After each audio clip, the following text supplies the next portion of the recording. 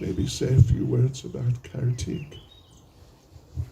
And tomorrow's the disappearance day of Srila Raghunath Das Goswami, Raghunath Bhatta Goswami, and Krishna Das Kaviraj Goswami. Oh, and what was it? Was it yesterday or the day before? No, it must have been yesterday. Dasami was Ramachandra Vijayotsava. Yesterday, right? Anyway, the Dasami, which I assume was yesterday, is the day of the victory of Lord Ram. So we are surrounded by auspiciousness and just very nice circumstances here at this beautiful house. Somehow I had the idea that we were going to an estate. Nothing wrong with estates. I mean, really. In so many ways they make a lot of sense, of course. But you don't get generally such a beautiful setup as this on an estate. It really is exceptional. It's, the people who put this place together, they were thoughtful and creative people. Very nice atmosphere. Beautiful atmosphere. And this beautiful little island type of thing, especially for programs. So I haven't sung for 10 days, something, or even a little more. Yeah, since the weekend before. What would it be? 2 weeks now. Let's see if how my respiratory system does. At least it'll be short, and let's just see how we manage. Jai Radha Madhava Kunja Bihari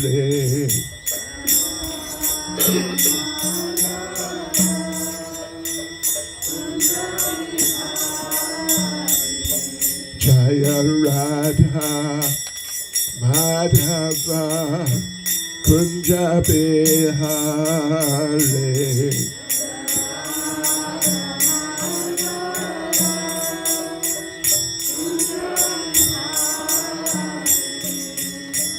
Gopi Jana Ballava Giri Bharadhari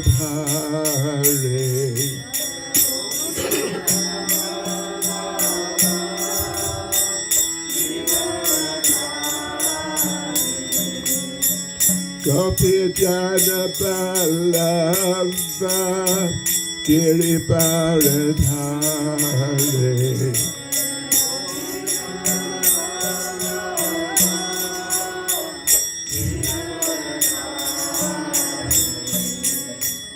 Yashodanandana Vraja Janarandana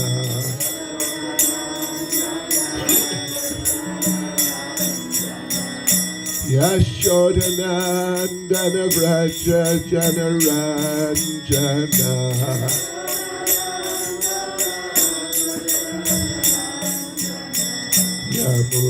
Yamunatira Vanachari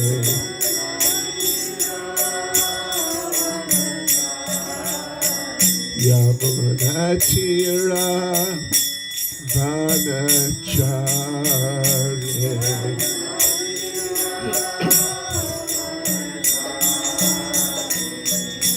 Jaya Radha Madhava Kunja Bihari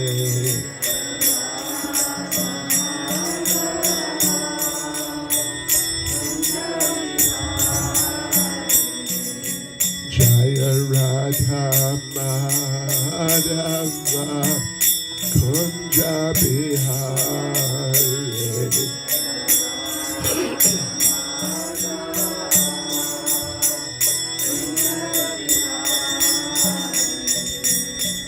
Gopi Jana Balava Giri Bharadhari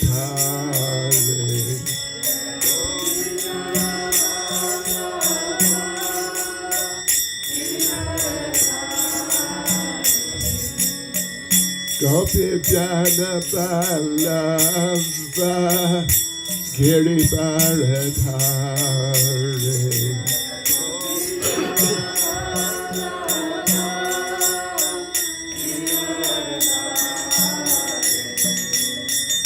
Yashodanandana Vraja Janaranjana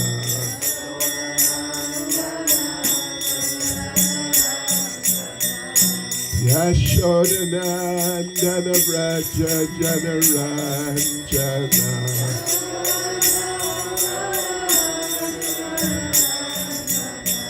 Yamunatira Vanachare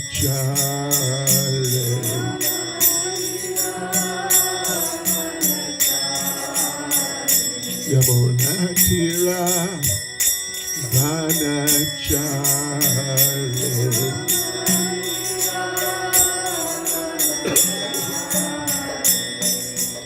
Jaya Radha Madhava Kunja Bihari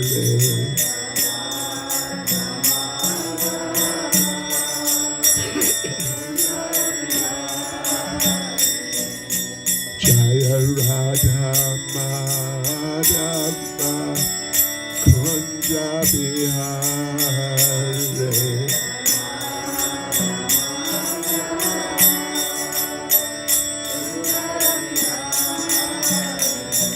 Jai Prabhupada Jai Prabhupada Jai Prabhupada Jaya Prabhupada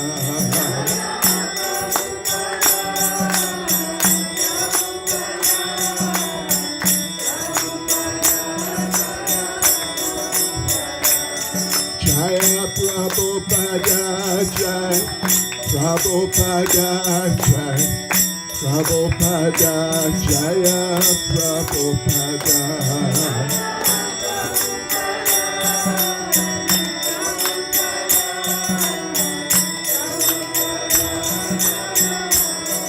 Jai Jai Prabhupada Prabhupada Prabhupada Prabhupada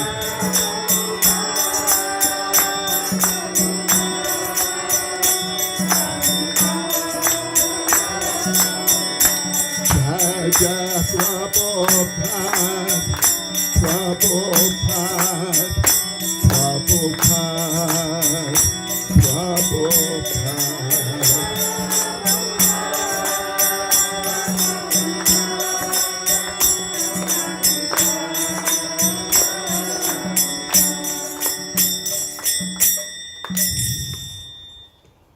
Jayam Vishnu Guru Super Jaya Status Shishma His Divine Grace A.C. Bhaktivedanta Swami Srila Prabhupada Ki ISKCON's founder Acharya Srila Prabhupada Ki Grantaraj Srimad Bhagavatam Ki Shri Shri Radha Radhanath Ki Shri Giri Govardhan Ki Sankirtan Yajna Ki Gaur Premanande.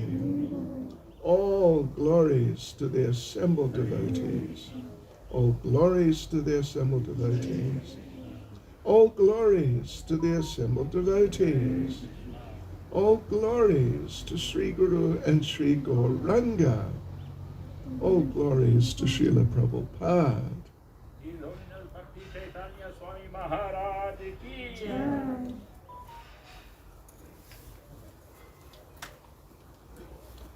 Well, again, devotees, thank you for coming and taking part in this program. It's really nice to be here with you all. And like I said, I'm pretty sure it's my first time out, at least that I can think of, in many a month.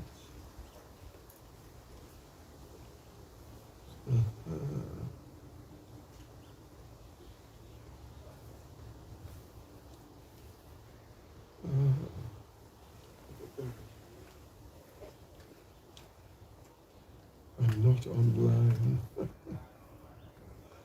and I can't reach.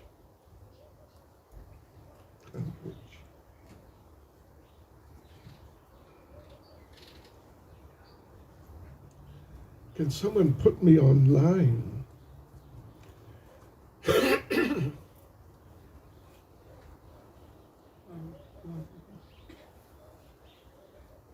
So devotees, it's coming up to Kartik just in a few days, on Wednesday the 20th.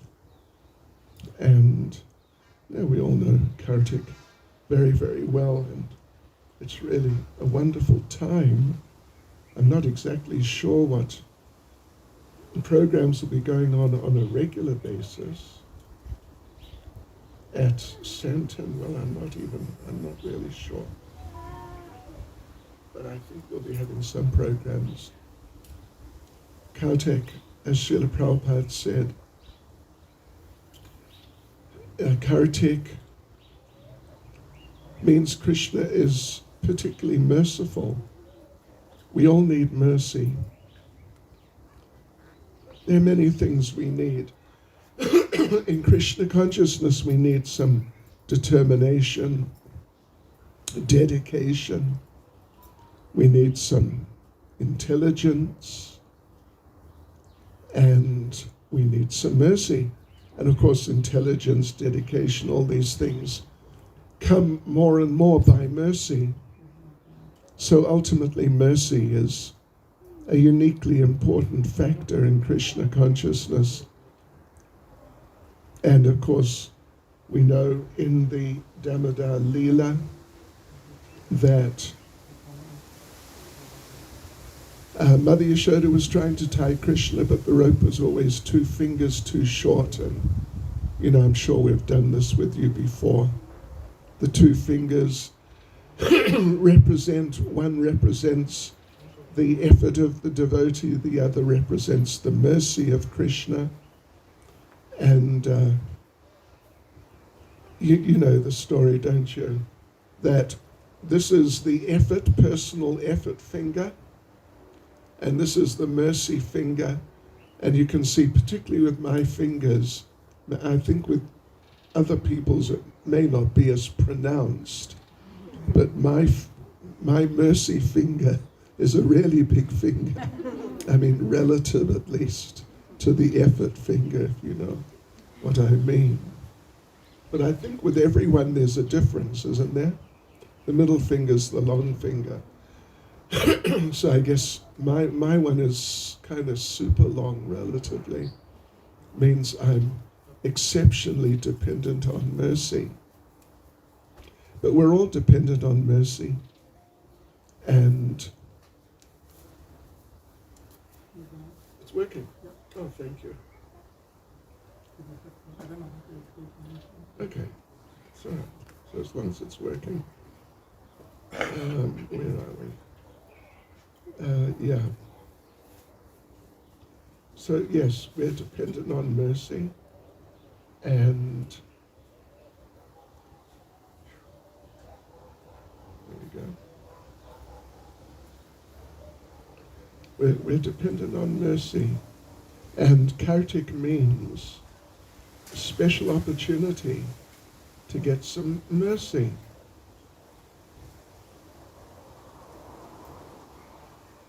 Prabhupada made the point that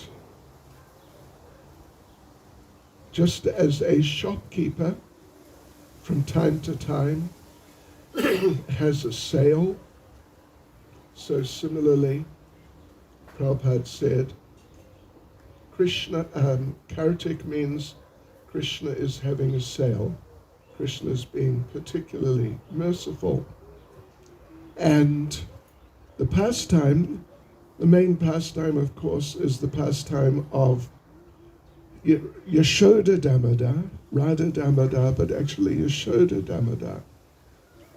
How Srimati Yashoda Devi got special mercy from Krishna after, it was really quite a drawn-out type of exchange involving a lot of struggling on her part.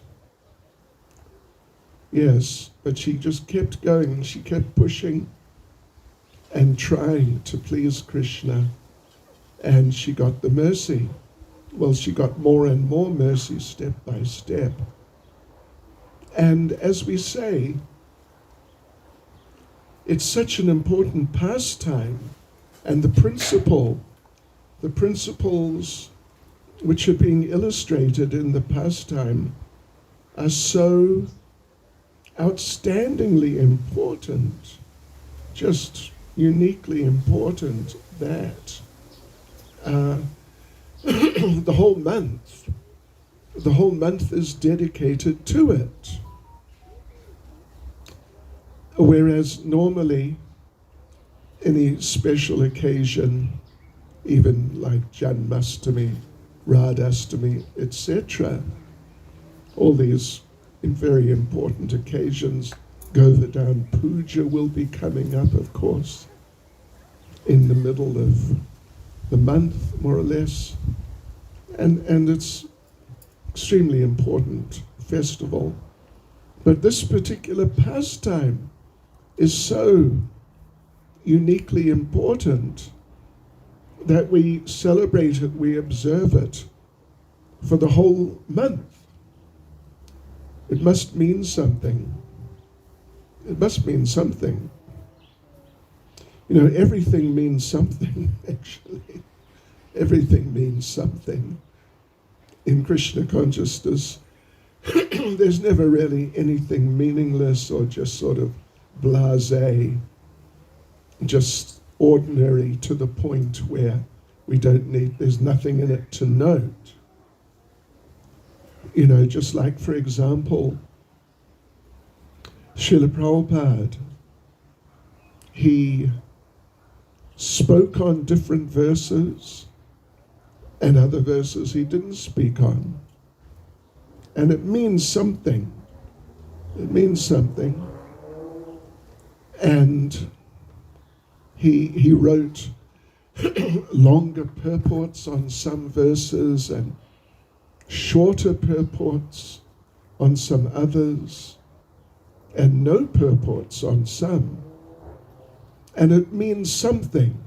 It's not necessarily just sort of, just totally straightforward that if there's a long purport, the verse must be extremely important, and if there's no purport, it means the verse is not important at all. There's some verses which have no purports, but the meaning of the verse is so obvious, just within the statement of the verse itself, that it doesn't need a purport, you could say. So there are different considerations there, but as I said, everything means something.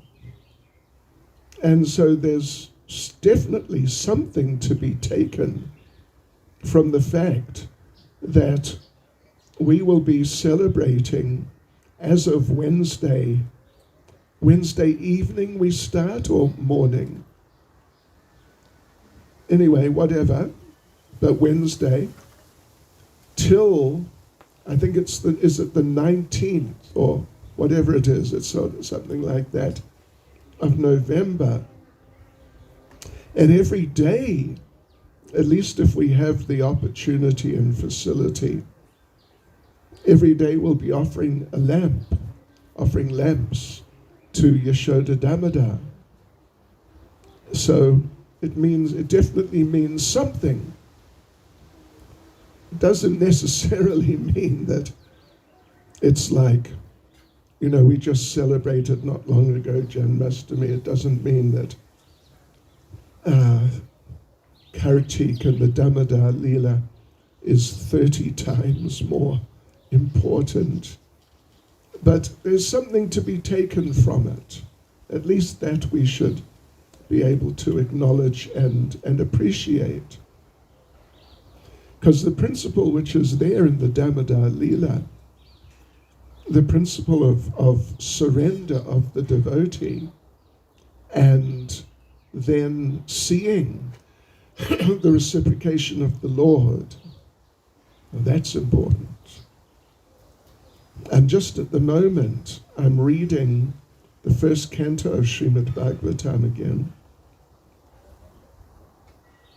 And I'm in the third chapter now. And I noted in the first and second chapters how Srila Prabhupada, time and time again, how Prabhupada was emphasizing devotional service. And, you could say, well, that's, of course, he would emphasize it, and it's a simple point and just a standard point, which is true in a sense. But Prabhupada just going on and on emphasizing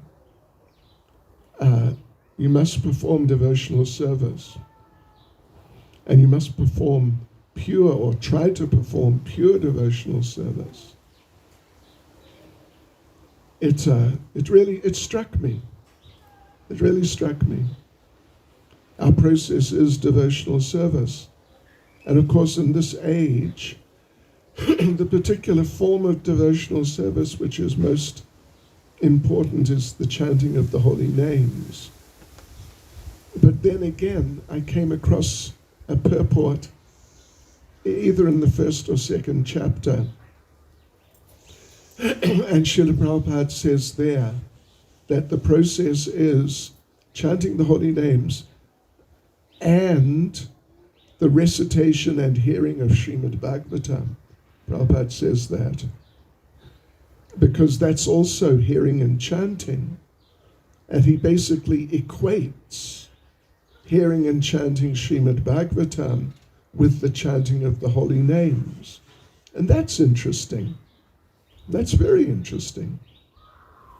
Normally, emphasis is given to just the actual direct chanting of the holy names, but Srimad Bhagavatam, well, in the Srimad Bhagavatam, in those beginning chapters, Sutta Goswami, the sages of Naimisharanya asked Sutta Goswami, what's the process now? Now it's Kali Yuga, and Krishna's gone. So what do we do? What should we do? And then the famous verse, Krishna Swadamo Bhagate Dharma Jnana Dibisaha Kalo Nashtadri Shamesha Pura Narko Dunodita. That verse appears, which means that basically that in this Kali Yuga, Krishna is found. Where will we find Krishna? How will we have access to Krishna? Krishna is to be found in the pages of Srimad Bhagavatam. Yeah. So it's interesting. I'm using this term interesting. I don't want to try to be an absolutist and say you must just chant the holy names or you must just hear Srimad Bhagavatam. But we must just do both of them, that's a fact. And then that will sort of encompass, that will give us a position for making advancement and being successful, making progress, and being successful in our Krishna consciousness. So all these things are very interesting. And, the way Prabhupada expresses himself, that's interesting. In fact, I was just noting yesterday how in one purport, because I'm in the earlier part of the third chapter, which is describing the incarnations, and Prabhupada says that Krishna appears in different forms. And Prabhupada says, but Lord Brahma is always a jiva. Then just a couple of paragraphs later in the same purport, Prabhupada explains how sometimes Krishna takes the role of Brahma. So, yeah, we have to be careful how we approach Srila Prabhupada. For the sake of emphasis, he may express certain things in certain ways, but then, we find it expressed in a different way somewhere, somewhat different way. Yeah. So, I'm going to read a verse from Srimad Bhagavatam. It's the 10th canto, chapter 9, verse 20, which in terms of the Damodar Leela, it's pretty much the classic verse.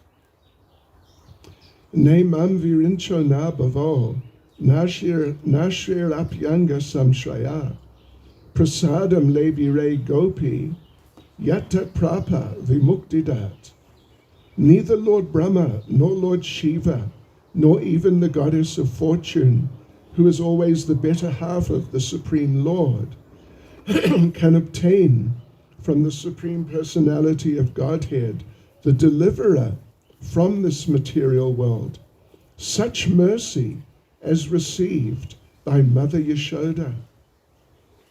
So, yeah, all these people. It's amazing, isn't it? None of them, nobody has received mercy like Mother Yashoda. Of course, Prabhupada goes on to explain just shortly after that Srimati Radharani and the gopis have got more mercy, actually, than Mother Yashoda. But Prabhupada explains that this statement is made here, that no one's got mercy, even the goddess of fortune, like Mother Yashoda. Prabhupada makes that statement because at this point in Srimad Bhagavatam, the gopis have not appeared. They have not been addressed or described, or they haven't been mentioned yet. So yes, it's a really important pastime because of the aspect of mercy and because of how Mother Yashoda got that mercy. And it's definitely meaningful that she got the mercy, or how she got the mercy, that she got the mercy, and how she got the mercy.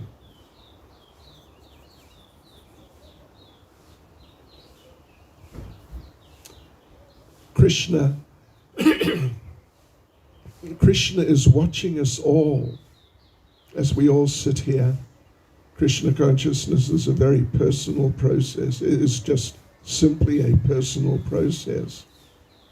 And Krishna is watching us all. And Krishna in each case is thinking, what arrangements can I make to facilitate the advancement of ... put your name in there. Yeah, Krishna's thinking like that. Right now, you're all sitting here and I know you all. Some of the children I don't know so much, but basically I know everybody, all the adults. And I sort of, I have a reasonable idea of, if not a pretty good idea of, all of your situations. And I can just say that Krishna is watching you right at this moment, and Krishna is thinking, how can you make progress in your Krishna consciousness from whatever position you're in right now in your life? Like particularly Govardhan Prabhu, because I'm watching him, we're connected every day. It's almost unbelievable, actually. I think for him it is unbelievable, definitely sometimes. Amazing. But he's doing so much. He's just doing so much. Yeah. But it's Krishna's mercy, it's Krishna's arrangement. For him having sort of gone through, or in the later stages, one might say, of the Grihastha ashram with all the, the real hands-on side of it, to come out on the other side, or coming out and to be given the service that he has. Well, what can I say? Hare Krishna. It's amazing. And for myself too, my Lord. It's amazing. So the thing is, Mother Yashoda, her mood of service, and her mood, of course, which was reflected in her activities, is just so exemplary and so wonderful. And if we can emulate her, at least, in the sense of principle, of mood and endeavor and whatever our service may be, then, well, that's really going to be very wonderful for us. And that's the gift of the month of Kartik, like we said, and you've heard before, that in Kartik, Krishna gives more mercy, some say 1,000 times, whatever it may be, but it's definitely more mercy and more facility. and we mentioned what Prabhupada said about Kartik being a month in which Krishna is making a sale of devotional service, or progress, advancement in devotional service. Yes. So, it hasn't started yet. It's only Wednesday it starts. So we should all try to make a plan. We should really try and think, depending on what our individual circumstances are, but we should really think, what can I do to just, facilitate, or not exactly orchestrate, but just design things, my situation, so I can really take advantage of this amazing month of Kartik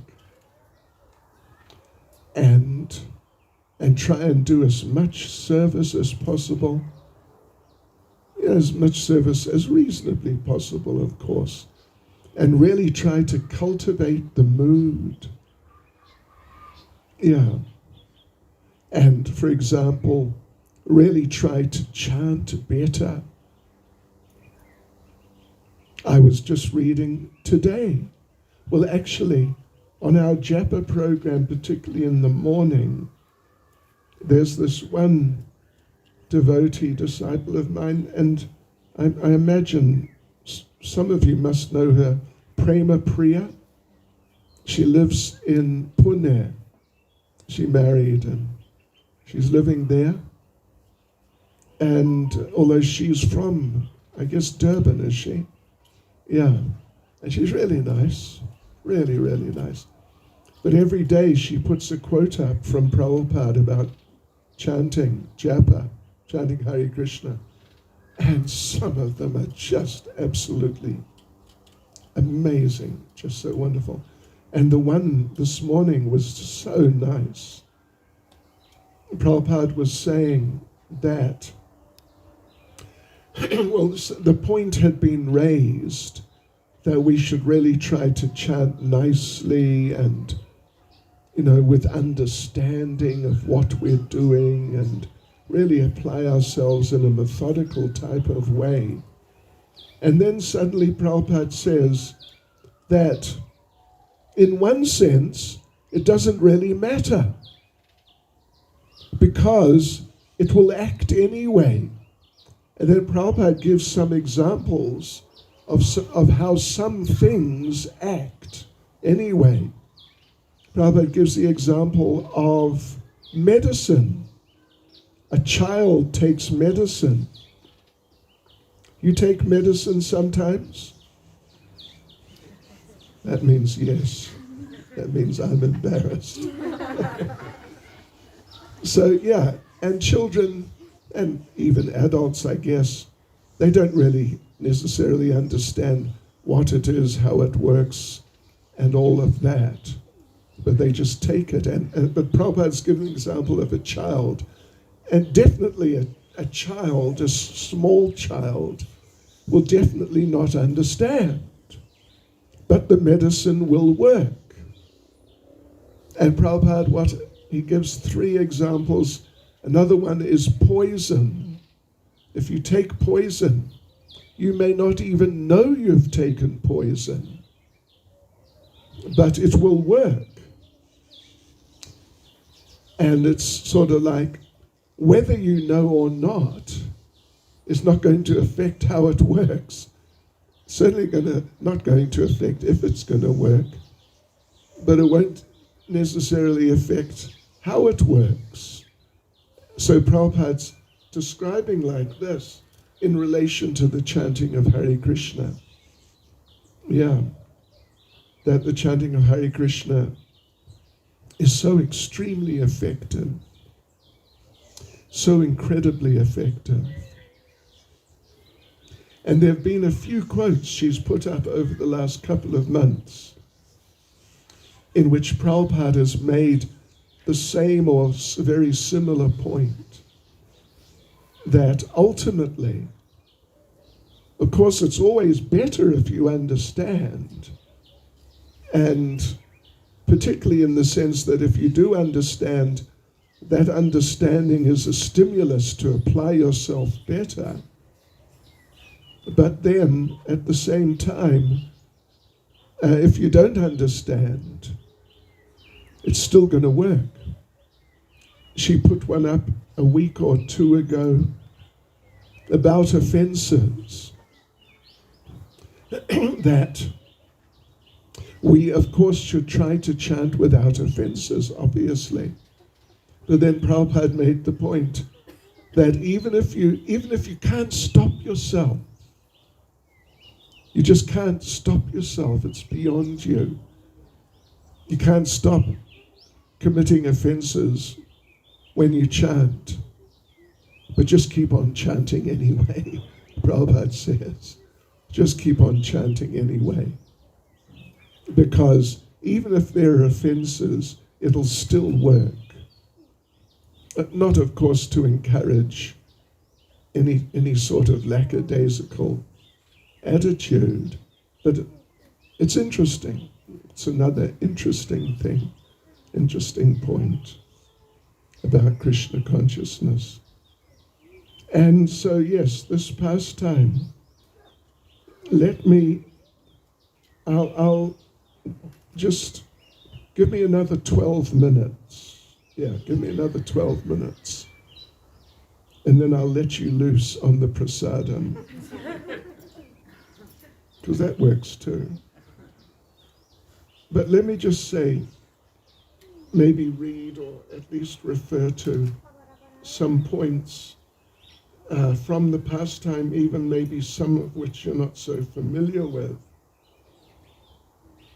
So, Mother Yashoda wanted to churn some butter for Krishna.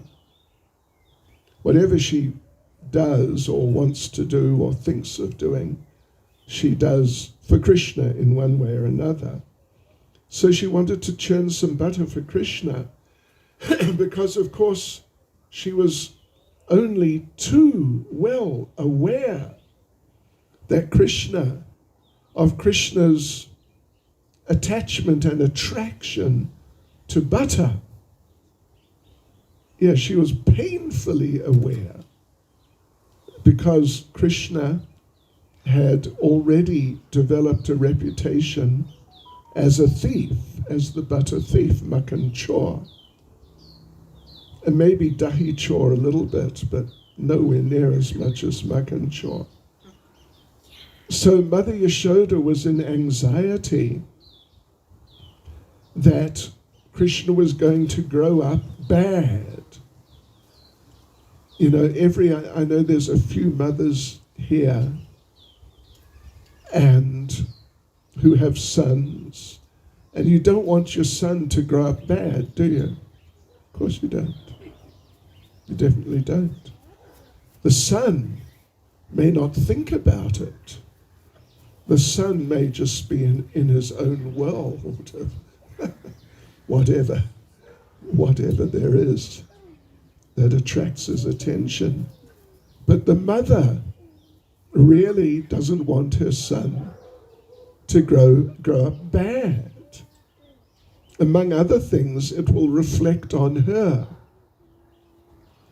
And as we've mentioned, you may well have heard many times even, Mother Yashoda was concerned that Krishna had apparently developed this stealing habit of stealing butter because he was so fond of it.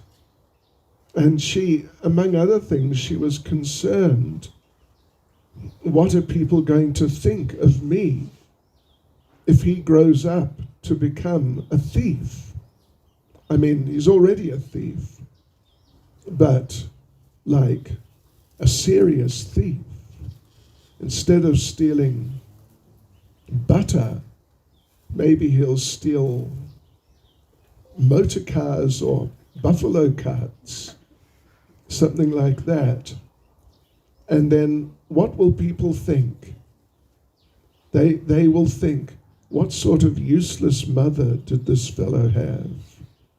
Couldn't bring her son up properly. Anyway, maybe you children, you should think about that. And it's not just the boys, it's the girls too. You are a project for your mother and father, but it's sort of particularly mother in a sense. You're really a project, isn't it? It sure is. Although for you it's just life and you just carry on. So be nice to mum, to mummy. Consider that. Don't just think of me. I, me, and mine. So Mother Yashoda, she was so concerned about this that Srila Vishwanath Chakravarti Thakur says, Mother Yashoda began churning yogurt to make butter, absorbed in thought of how among the countless cows of Nanda Maharaj, actually 900,000 or thereabouts, she thought there are 7 or 8 as rare as a horse with one black ear. Did you ever think of that? Did you ever hear about that? I didn't either. Yeah, as rare, those 7 or 8 out of the 900,000 or so, 7 or 8 as rare as a horse with one black ear, who would give the best milk, the most tasty, fragrant milk.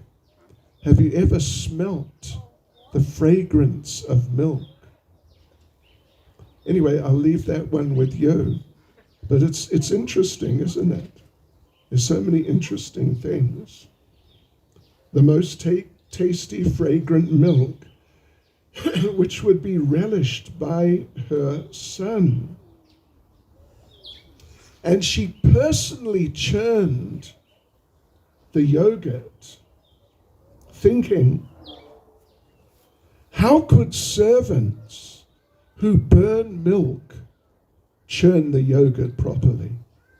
I have to do it myself. Yeah. So driven by a stubbornness born of Vatsalya Prema, a stubbornness born out of her motherly love for Krishna, she concluded that no one could do the job properly, and resolved that from today she would prepare everything. Yeah. And she would make sure all these things, particularly the butter, would be so tasty that Krishna would not go to another person's house to steal. This was the sort of the bottom line, how to stop the stealing habit. Yes. And he says, Srila Vishwanath Chakravarti Thakur, she was churning the best yogurt from among countless samples of yogurt. She didn't just make up some yogurt. She's so much into this, so much into looking after Krishna, and ultimately seeing that Krishna grows up to be a good boy and just really a successful human being, not some sort of cross between in Sanskrit, Purusha Pashu, a man animal, not like that, but really a qualified human being. Yeah, so she made all different batches of yogurt. And then she checked those batches to see which batch was the best. And she had made those batches the day before with her own hands. So this is Mother Yashoda. And while she was churning, she was just chanting the glories of Krishna. And Prabhupada says here, or is it, maybe it's the verse, no, it's Prabhupada. While churning the butter, Mother Yashoda was singing about the childhood activities of Krishna. It was formerly a custom that if one wanted to remember something constantly, he would transform it into poetry or have this done by a professional poet. It appears that Mother Yashoda did not want to forget Krishna's activities at any time. Therefore, she poeticized all of Krishna's childhood activities. And while churning the butter, she sang about these activities in poetical form. And listen to this, devotees. This should be the practice of persons eager to remain Krishna conscious 24 hours a day. This incident shows how Krishna conscious Mother Yashoda was. To stay in Krishna consciousness, we should follow such persons. So devotees, it's the beginning of the month. Well, it's almost the beginning of the month of Kartik. And we will step by step go through this pastime. Just step by little painstaking step to see if we can, what meanings and understandings and inspirations we can draw out. But just from what we've read now, there's so much, just so much nectar, and so much in the way of lessons, things we can apply. And if we do apply them nicely, they'll help us. And we'll make progress, and ultimately we'll be very, very happy in Krishna consciousness. So anyway, there she is, she's churning away, and Krishna comes and just the last thing I'll mention, Krishna comes, he just woke up, rubbing his eyes, he cries, "Mother, mother," and he walks, stumbling to his mother, and she picks him up and starts breastfeeding him, and it says, the milk flowed from Yashoda like glistening monsoon rains. Isn't it incredible? And Krishna was like an eager chatak bird drinking those showers. Because you know the chatak bird will only take water as it drops from the cloud, as it's dropping, then the bird will come in and drink. So Krishna wouldn't take his milk from anywhere else.